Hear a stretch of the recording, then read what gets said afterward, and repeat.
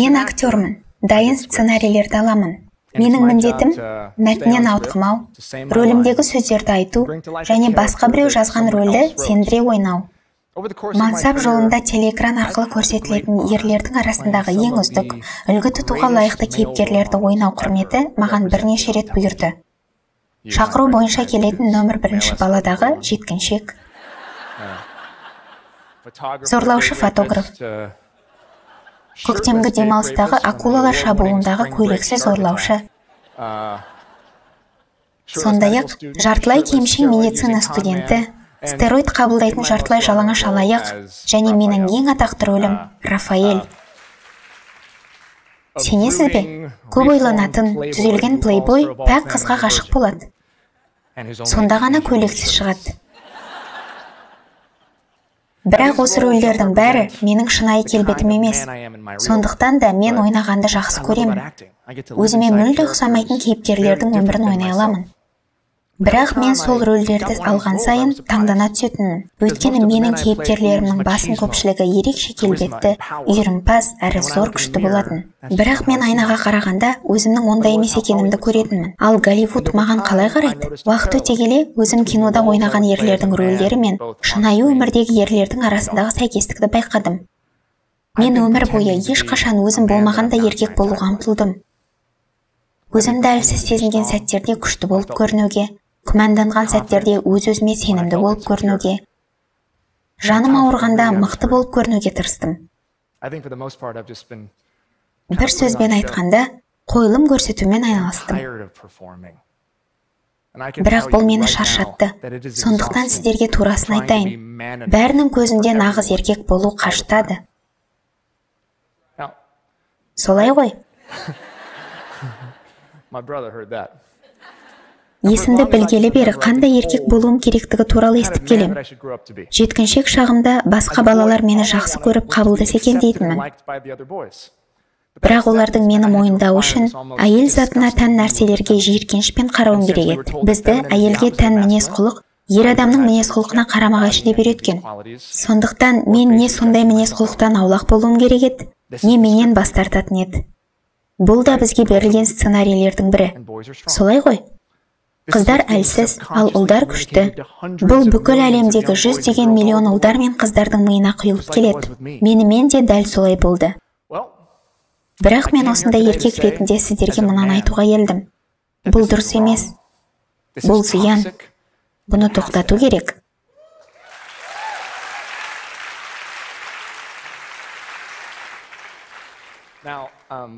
Мен мұнда тарихи дәріс оқуға келген жоқпын. Бұған қалай келгенімді бәріміз білетін болармыз. Мен жасым 30-ға таяғанда өз-өзіммен келіспеушілікте өмір сүретінімді түсінген адаммын. Іштей өзімді қалай сезінетінім мен айналамдағы адамдардың пікірі бойынша қандай болуым керектігі екі түрлі. Бірақ мен еркек болу туралы теріс түсінікке бейімделгім келмейді. Өйткені нағыз еркек қана емес, жақсы адамда болғым келеді. Еркектер әйелдерге тән қасиеттерді қабылдап қана қоймай, сол қасиеттерді берік ұстанғанда, оларды қорғауға, әрі сондай қасиеттері бар әйелдерден үйренуге дайын болғанда ғана солай болатынына сенемін. Сонымен, еркектер, бізге үйреткендердің бәрі дерлік зиян деуден аулақпын. Бойымызда жаратылысымыздан олқылық бар, немесе еркек болуды қоюымыз керек демеймін. Дегенмен бізге баланс қажет, солай ғой? Бізге баланс қажет, бірақ біз өзімізге ересек буыннан берілген сценарийлерге және күнделікті өмірімізде таңдайтын рөлдерімізге сыни көзбен қарағанда ғана өзгеріс болады. Айтпақшы, сценарийлер туралы. Алғашқы сценариімді мен әкемнен алдым. Менің әкем тамаша адам. Ол бізді жақсы көретін, мейірімді, жұмсақ мінезді қамқор адам. Ол осында.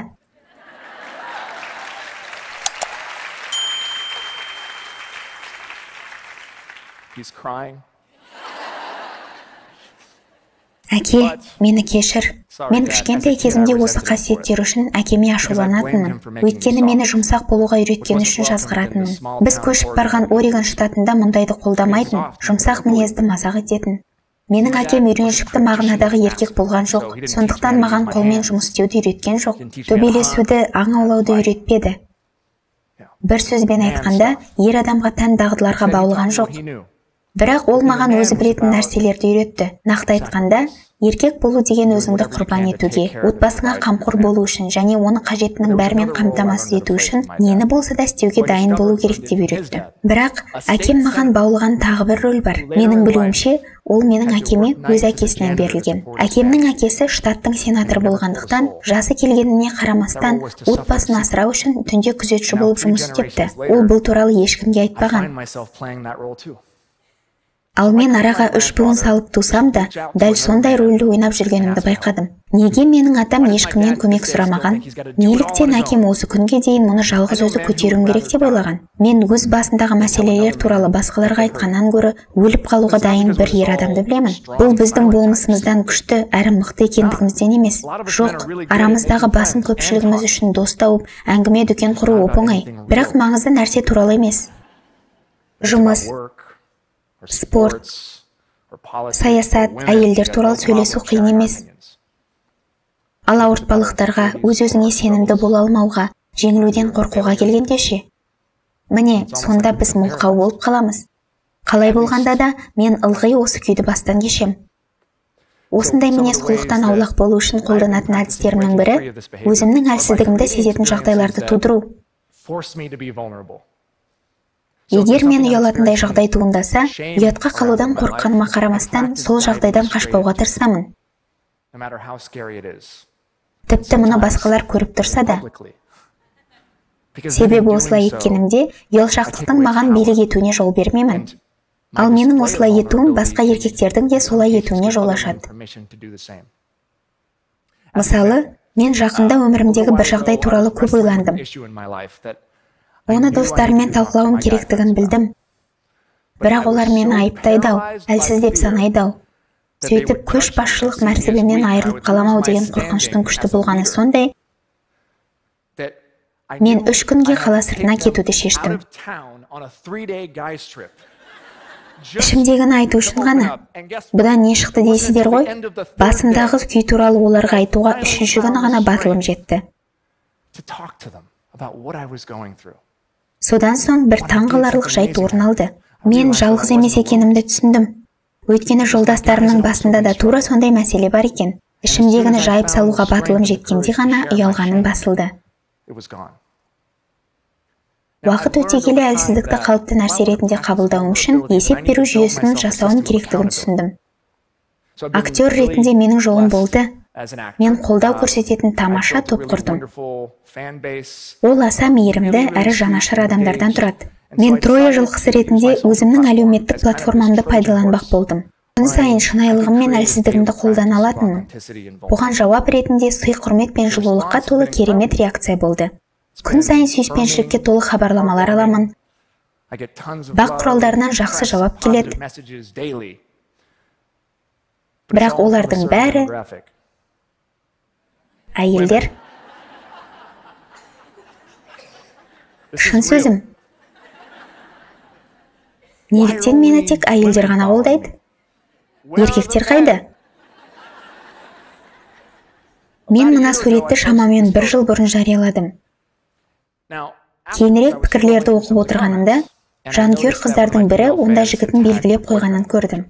Ол қызына былай деп жауап беріпті. Мені мұндай суреттерде белгілеуді қой, мен қыз тек емеспін. Рахмет. Қыз теке болса еркек болмай қалатындай. Мен терең тыныс алдым да, оған жауап бердім. Өзімнің еркектік деген не екенін зерттеп жүргенімді, сондықтан неліктен әйеліме деген махаббатым оған гомосексуалдық сияқты болып көрінгені туралы білгім келетінін сыпайы түрде түсіндірдім. Маған шынымен қызық.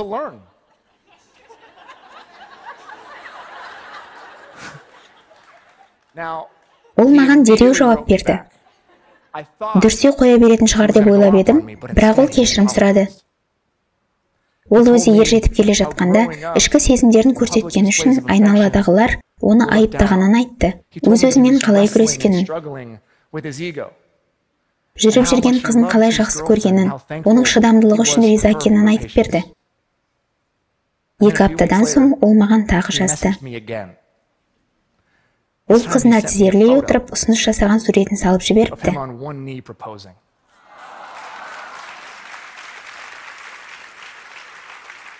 Тек бір ғана рахмет деген сөзді жазыпты. Мен де сондай болғанмын. Оны түсінем. Ол әйелге тән нәрселерден бас тартып, елдің алдында жасандылық көрсеткен. Солай ғой, бірақ іштей өзін қандай болса, сол күйінде көрсетуді қалады. Басқалар өзін түсінсе екен деді. Оған өзіне көмектесетін, есеп алып отыратын, оның сезімдерінің еркіндігін қорғайтын ер адам қажет болды. Өзгеріс бірден байқалды. Бұл жағдай мен үшін өте қымбат. Өйткені ол маған жай ғана хабарлама алмасу арқылы да өзгеріс болуы мүмкін екенін көрсетті. Енді өзіме жазылмаған басқа еркектерге қалай жол табуға болатынын түсінгім келді. Тәжірибе жасадым. Еркектерге тән саналатын контентті сала бастадым. Мысалы, өзімнің ауыр жаттығуларымды, тамақтану жоспарымды, жарақат алған соң қалай қалпыма келетінімді.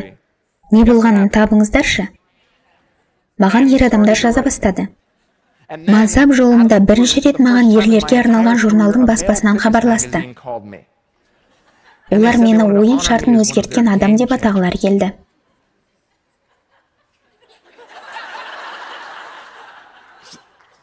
Бұл ережелердің өзгеруі ме? Әлде олардың ережелеріне сай ойын ба? Мәселе осыда. Мен ерлерге қатысты тақырыптарға сөйлесем және гендерлік нормаларға сай болсам, маған ерлер көптеп жазылады. Ал егер әйелімді, қызымды, немесе жаңа туған сәбиімізді қалай жақсы көретінім, некеде тұру қаншалықты қиын болғанымен керемет екендігі, еркек бола тұра дисморфофобиям бар екендігі, немесе жыныстық теңдікті қолдайтыным жайында жазсам, маған тек әйелдер ғана жазылады. Сонда еркектер қайда? Еркектер қайда? Еркектер.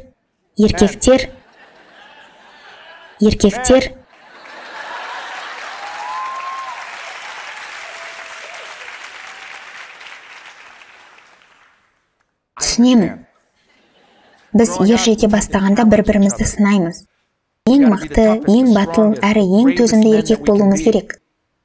Ал көпшілігіміз іштей өзімізді нағыз еркек ретінде сезінеміз бе деген сұраққа жауап іздейміз.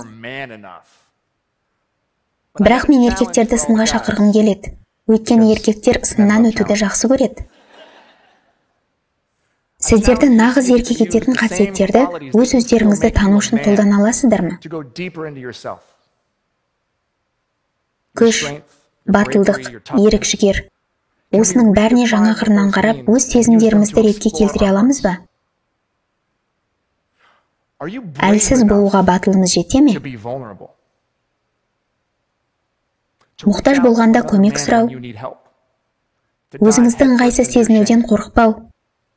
Әлсіз болып көрінетініңізді білсеңіз де, соған қарамастан сезімтал болуға, жан ауруынан немесе бақыттан жылауға күштеріңіз жете ме?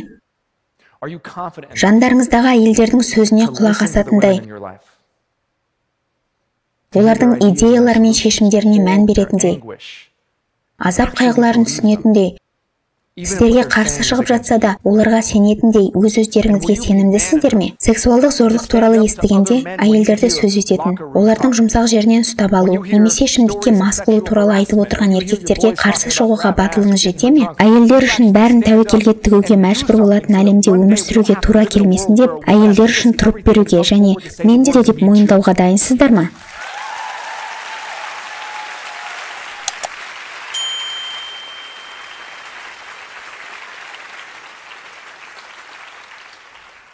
Бұл аса маңызды.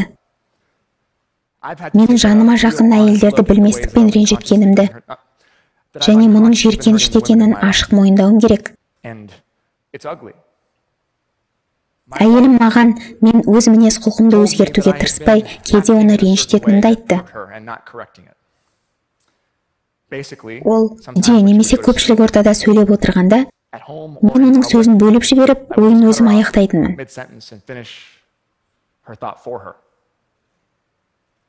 Бұл жаман нәрсе. Ал ең жаманы, мұнымды байқамайтынмын. Мен мұны әдейі істемейтінмін. Міне, мен феминист болуға ұмтылып, бүкіл әлемдегі әйелдердің дауысын естуге талпынып жүрмін. Бірақ үйде дауысымның қатты шығатыны соншалық, өзім сүйетін әйелдің аузын аштырмаймын. Менің аузымды жауып тыңдауға батылым жете ме деген өзім үшін күрделі сұраққа жауап беруіме тура келді.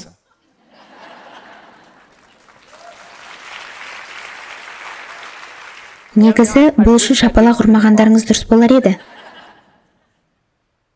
Жігіттер, бұл маңызды нәрсе. Мен бұл тақырыпты үстіртін ғана қозғап тұрмын, өйткені оны неғұрлым терең қазсаң, соғұрлым жиіркенішті.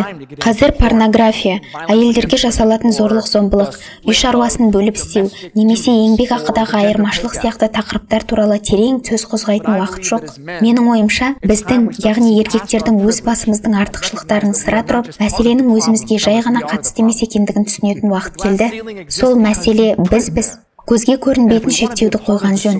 Егер біз бір шешімге келгіміз келсе, құр сөзден пайда жоқ. Маған Бахаидің сөзі ұнайды. Мен соны айтып өстім. Ол адам әлемін самғататын екі қанат. Еркектің қанаты мен әйелдің қанаты. Екі қанатта бірдей жетілмейінше құс ұша алмайды, дейді. Әйелдер, мен өзім сияқты ойлайтын барша еркектердің атынан сіздердің күштеріңізге сенбегеніміз үшін кешірім сұраймын. Мен ресми түрде сіздерден көмек сұрағым келеді. Өйткені біздің жалғыз шамамыз жетпейді. Біз еркектер жиі шатасамыз. Біз керек емес нәрсені айтып, керегін ұқпауымыз мүмкін. Біз сіздерді ренжітіп қоямыз. Бірақ үміттеріңізді үзбеңіздер. Біз сіздердің арқаларыңызда осында келіп отырмыз.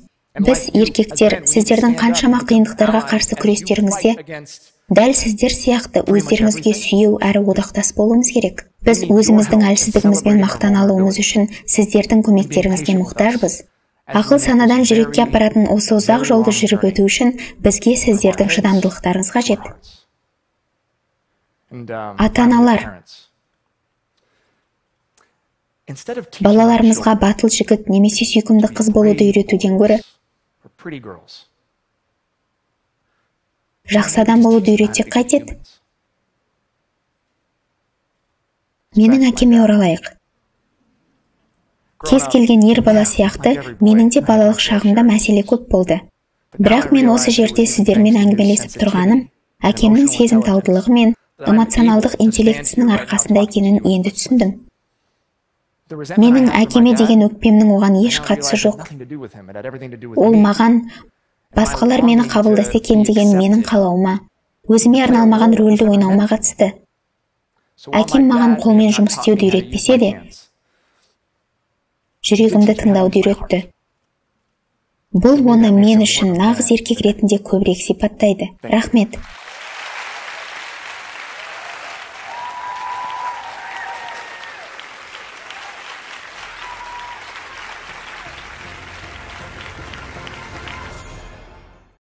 Бейнероликке лайк басып, арнама жазылуды ұмытпаңыздар.